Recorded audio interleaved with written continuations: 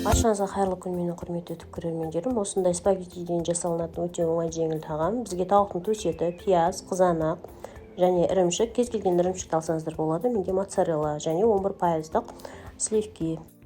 Алдымен қызып тұрған майға пиязды қуырып аламыз.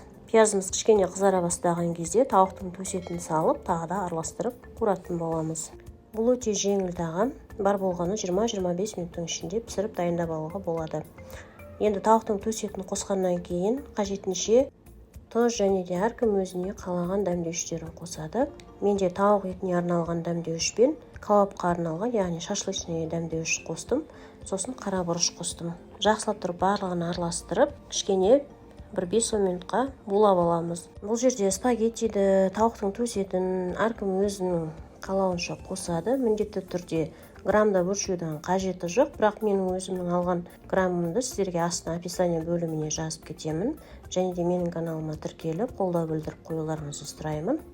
Енді табанның бетін жауып, тауық етін 10 минутқа өзінің буына бұқтырып аламыз. Оған дейін біздің суымыз қайнады. Суға енді спагеттиімізді салып, дәміне қарай тұзын және де дәмдеуіштерін қосып, 10-15 минут пісіріп аламыз. Піскеннен кейін спагеттиді суын сорғытатын бөлек ыдысқа құйып, аралары бірігіп қалмас үшін салқын сумен бір жуып аламыз. Бұл тағам өте жеңіл, итальянский паста деп аталынады.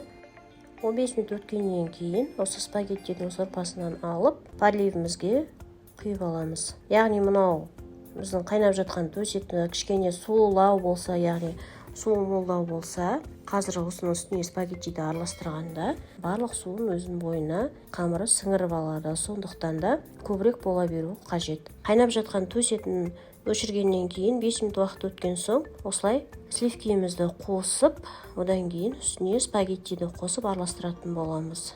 Бұл жерде сливки міндетті түрде 11% болу керек емес. Бұдан да қою сливки қолданам десеңіздер де бола береді.